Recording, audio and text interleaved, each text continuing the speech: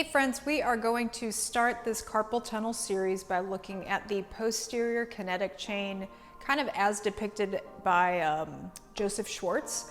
So essentially what the posterior chain connects to is one ankle up the back of the leg, particularly through the outer back of thigh, through the butt cheek, up through the opposite mid-back, and kind of connecting up into the neck and the back of the arm, or the bottom of the arm, however you want to think about this.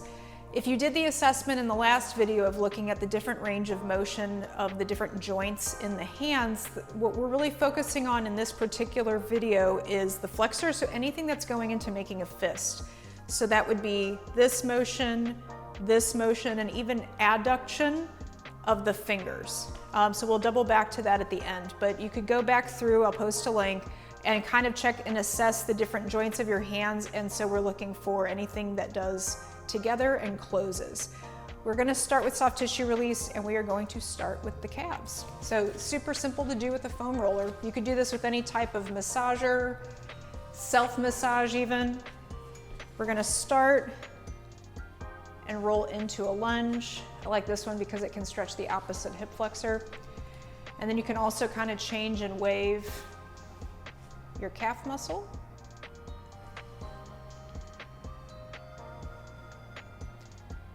There is a bit of finesse to where you start with it. So I usually start just above my Achilles, so the lower calf, and then I just kind of roll with it.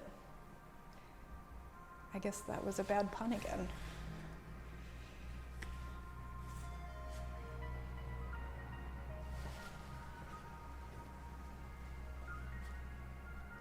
Then we'll get into the outer hamstrings and the glutes. So I'm just gonna sit right on top.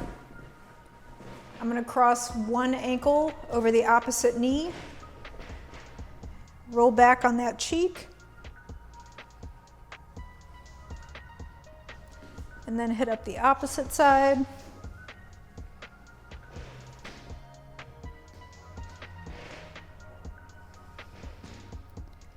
And then for the hamstrings, kind of get it to where it's just in front of my butt bone. And I'm going to rotate my thighs. We would want them outward to kind of get on that outer hamstring and walk and rock back.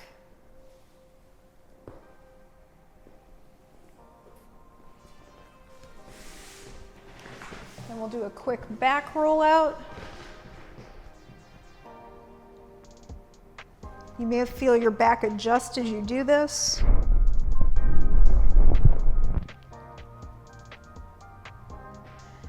And then settling into where you're laying on it like a pillow. And then you can just nod your head no. You kind of even get a little yes and no.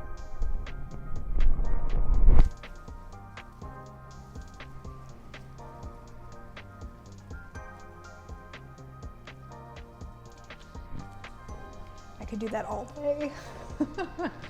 I actually overdid that once, and then it was really hard to turn my head for a day. So it's one of those things where there is too much of a good thing. Another option that I could have done for that is something like this. I'll post a link to these where you can lay with it up at the base of your skull, and it's pretty divine. Last bits we're gonna get to is that tricep to flexors.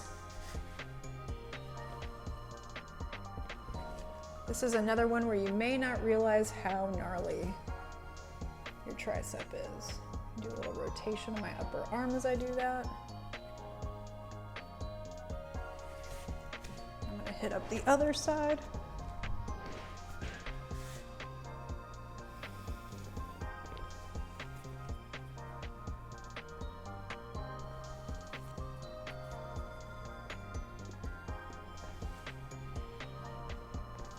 Okay, options for releasing more like forearm into hand. Some of these I covered in the last episode. Your options here would include for the actual grip muscles, doing the hand massager. This is also super inexpensive. I checked this morning and I think it was $7. Rolling out through here. I could have another option and do voodoo floss over the top. So this is kind of like a shrink wrap to relax your muscles you could just squeeze it out. Getting my palms. And I'm not going to do this through every finger, but you get the gist, rolling out each finger. So that was my soft tissue release of the posterior kinetic chain. Next, we're going to get into how would you stretch the posterior kinetic chain. And then lastly, we'll get into just activating, not necessarily strength building, but some common weak links in the chain, so to speak, that I see further down the body that could impact your grip muscles. We're going to start our stretching by looking at the glute max and the lat connection. So I'm just doing a simple figure 4 stretch. And I'm going to hold all of these for about 10 seconds, but I would encourage you to do more like 30 seconds to a minute of each.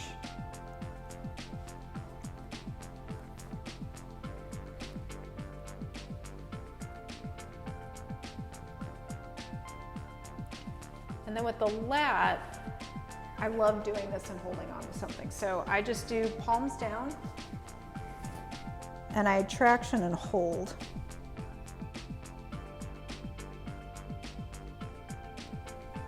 And then I go arms crisscrossed. And I usually start to kind of wiggle out my back a little bit. Do little cat-cows. I do the opposite cross.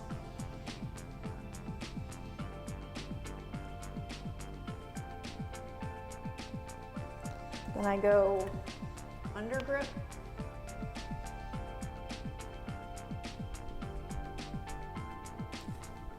And then I crisscross on my under grip.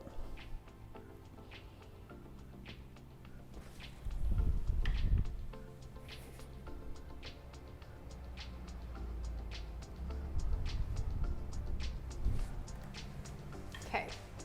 Then if we get into upper trapezius neck, I'm going to grab on, you can do this in any piece of office furniture, tip my head away, and then I'm basically trying to pull my ear off the side of my head.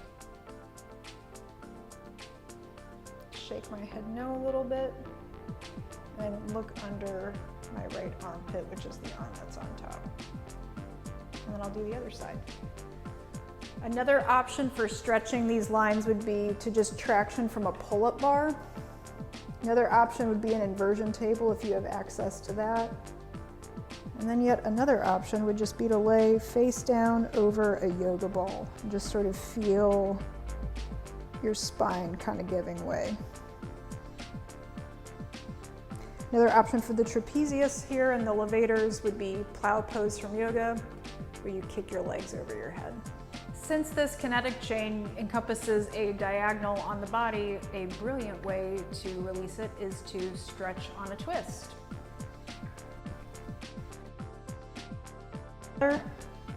I'm letting the top leg pull the weight of my other leg across my body. I can hang out here for as long as I want, and then I'm going to try to get, and I am going to push with my right arm in this case, I'm going to try to get my ribs down first. I can do that on the other side.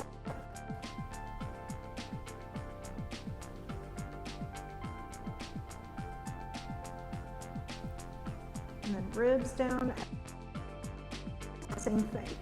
Top leg pulls the other leg across.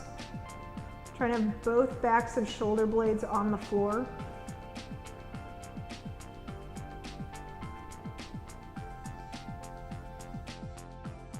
Any other form of a twist stretch here would be good.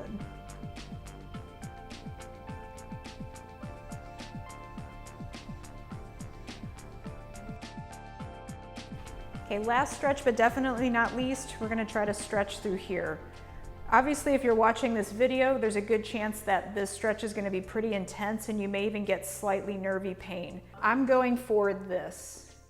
So you could do this against a wall instead, just trying to get like so. You're just trying to get your palm back to where you're pretty much touching. And then, and this is the brutal part, folks, you're gonna try to reach and lift a finger. If you can't get to it today, that's at least the goal. And then I'm going to lift, and note that I am taking my weight out of my hand a little bit, and I'm going to stretch my thumb pocket. So here's a side view of that. I'm here, I'm lifting. On a wall, you could also play with just trying to lift an individual finger on your own, kind of like if you were doing a pec stretch on the wall. And then there's my thumb pocket stretch. And now we're wrapping up this video with looking at what needs to be activated along this kinetic chain that could potentially change how you form a fist or grip your hand. First is just to activate your foot everters. So it's kind of like if you're just brushing something away with the edge of your foot. So I think pinky toe to the outside of my knee. I'll do 2 more. We'll call that 8. Same thing on this side. Could be interesting to note if one of these movements is more difficult, is it the same side where you have the grip issue? I know, I just always like wondering those things. Okay, now full body movement. Warning for those of you who are coordinationally challenged, you might need to take these bit by bit. So I have a resistance band. I'm going to form a lunge. So it's the arm that's pulling back to the opposite leg that's back. This is kind of like, we're kind of doing this for gait, by the way. So I'm going to engage backwards. I have a nice strong pinky line. So my pinky is in line with my fist, with my arm. So I pull that back in line with my body. I'm gonna go back on my back heel so this front knee bends more deeply, and then push off. And we'll do 5 here. Ideally, what you wanna feel engaging on my active arm, obviously, is the mid-back. Kind of like armpit down the side. Now I'm gonna stay high up on that back heel, and I'm just gonna do a tricep extension for 5.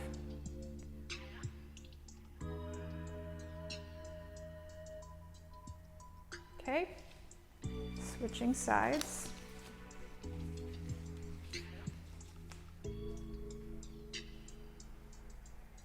In line, pushing up. Feeling like I'm getting taller and longer as I do that. I'm going to stay high up. Tricep kickback. So this is just a door hinge. It's just bending and extending. Ideally, the collarbone stays open the whole time.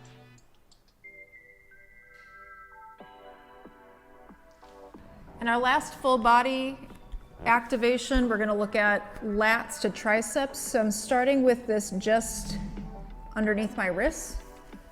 I'm going to look down, pull my shoulder blades back, push down into the roller, and try to think nice long neck. So I can also really reach, that might stretch out your back. Retract shoulder blades. Straight elbows, pressing down pretty hard, nice and long. We'll do that 3 more times. If that feels comfortable enough, you can also start playing with rotating the elbows open and wrists open.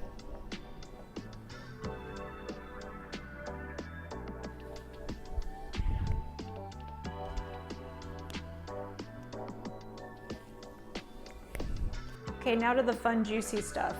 I covered these a little bit in the last episode, so I'm just going to show. So we're looking at anything with this, right? Or anything that brings your fingers together, and actually anything as well that pulls pinky to your midline. So you could just do all of those things without any investment or resistance. This is a kit that you can buy on Amazon, so you could hit up each one of those, obviously doing more repetitions on whichever you found to be weakest in your test, so I would just resist myself. This, I think we've all seen one of these. This would be another wrist flexor exerciser. I mentioned in the first video, I like doing these at different angles because I can feel how it relates to my shoulder differently. And then this one, which I mentioned in the first video, I'm not a huge fan of, but this would be another motion to practice that would also play into this fascial line. You could even just wet a towel, to be honest, and do things like this and like this. But anything that is forming those wrist muscles and anything that's pulling your fingers together. So in your pre-test, if you notice, this was one of my weaker ones, that is something that was difficult for me. I would just slowly try to pry my fingers apart and create the resistance for myself. It would be really interesting then if you did the pre-test to come back to this now and see, does that feel easier than it did 15 minutes ago when we started this video. Thanks for watching. Please subscribe and please share. We'll get into more fascial connections and how they relate to wrist pain and carpal tunnel.